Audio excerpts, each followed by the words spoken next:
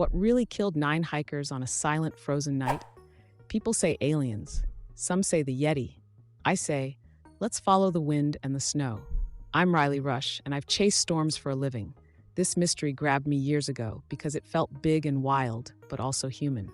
You're watching Crazy Top 10, and today we're taking the Dyatlov Pass case out of the fog and into clear, simple science. Picture this: a lonely tent on a white slope, footprints fading into the dark, and a story that never seems to end. But here's the twist.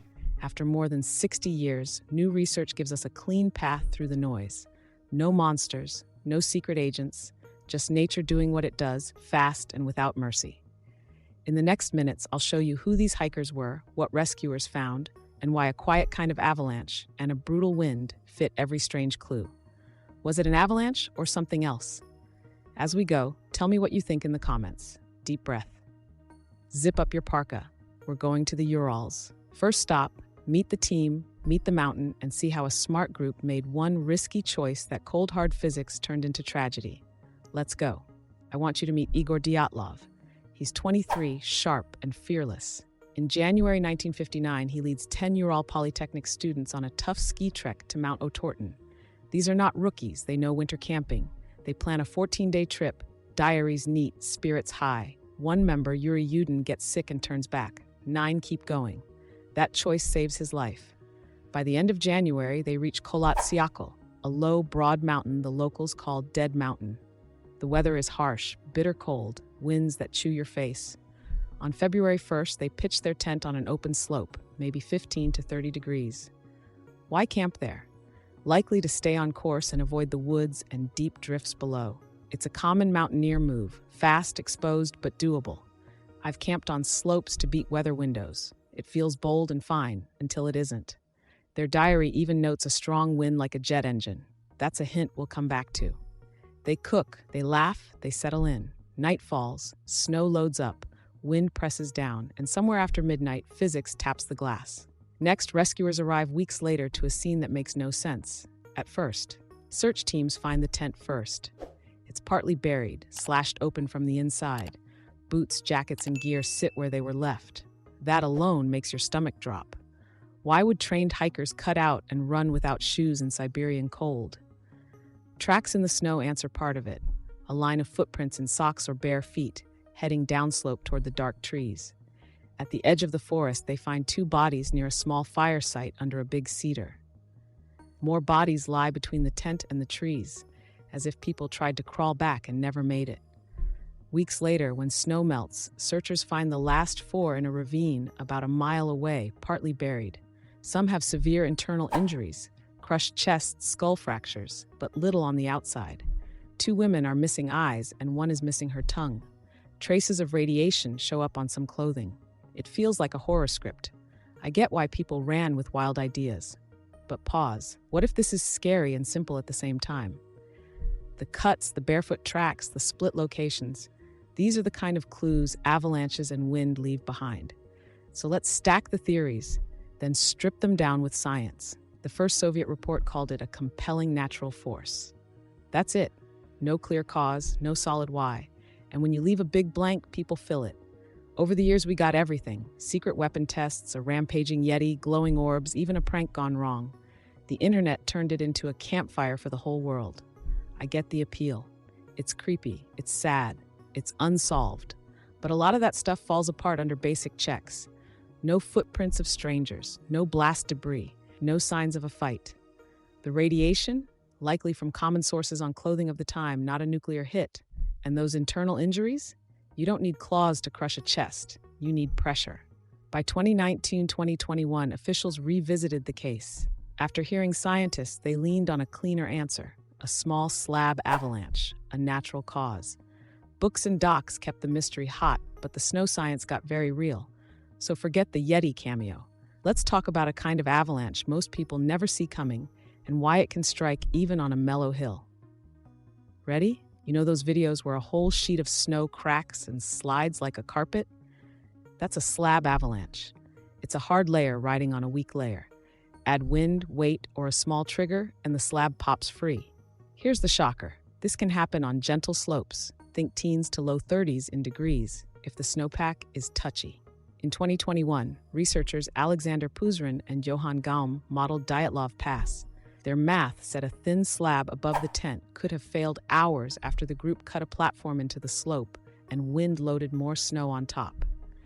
Their team then went to the pass and filmed small slab avalanches on nearby slopes in similar weather. That's huge. It proved the area is avalanche-prone and steep enough in the right spots. Now plug in the clues. A slab drops onto the tent at night.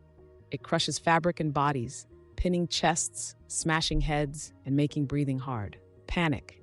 They cut out fast in socks, fearing a second slide. Gear gets buried or blown away.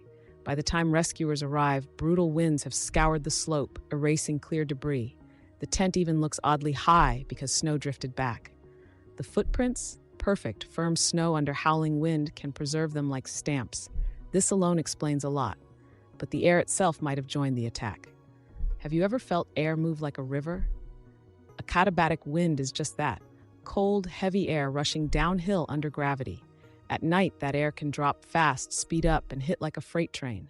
The Dyatlov diary mentions a wind like a jet engine. Photos from later show scoured snow. This is a place where air gets mean. In one tragic 1978 case in Sweden, 9 skiers got caught by a sudden mountain windstorm and died trying to dig shelter. That storm came out of almost nothing and turned deadly in minutes. Now imagine the Dyatlov tent, exposed on a slope, snow loading above, and then a burst of gravity wind slamming the fabric flat. Even without a huge slide, that force can collapse a shelter, fill it with snow, and spike fear. Some have even floated infrasound, a humming wind pattern that messes with your brain. Maybe, but we don't need it. A slab and savage wind explain why trained hikers bolted downlope toward trees, tried to light a fire, and split as hypothermia and injuries took over. Quick question. Would you pitch your tent on a slope in a building wind? I used to. Now I check for wind sinks and slab traps every time. Put the wind next to the slab, and the night makes sense. Here's the likeliest chain. The group stops on the slope to save time. They cut a platform. Wind fills the top with new snow. Hours pass. Late at night, a thin slab releases and slams the tent. Chests get crushed, heads hit hard. They can't tell if a bigger slide is coming. At almost the same time, a katabatic blast rips over the ridge. They do the only thing that feels safe. Get out, get low, get to trees. They move together at first. 2 try to build a fire by the cedar and lose the fight with cold. Others attempt to climb back, weaker with every step. They fall and freeze along the path. 4 make it into a ravine, where deep snow and hidden drops add more trauma. Weeks of snowmelt and animals change the scene. Eyes and a tongue gone post-mortem.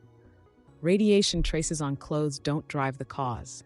The cause is weather and physics. Does this solve every tiny detail? Maybe not every inch, but it answers the big questions with real evidence, and that matters. I feel for these 9 students. They were skilled, they were brave, and they were up against a perfect storm. Do you agree, or do you think something else was at play? Tell me below, and I'll read your take. So that's Dyatlov Pass, not as a ghost story, but as a human one. A small slab avalanche and a brutal gravity wind turn a normal camp into a trap. Cut tent, barefoot tracks, split groups, strange injuries. Every piece finds a home when you let science lead. For me, that's the real chill, the idea that nature can be quiet, fast, and final. I'm Riley Rush, and if you like explainers that peel back legends and land on clear answers, you're in the right place. This is Crazy Top 10, where we chase storms, facts, and the truth behind viral mysteries. Was it an avalanche or something else? Drop your verdict in the comments. I want to hear your read of the night. If this opened your eyes, tap like so the algorithm doesn't bury it in a snowdrift. Share it with the friend who still blames the Yeti.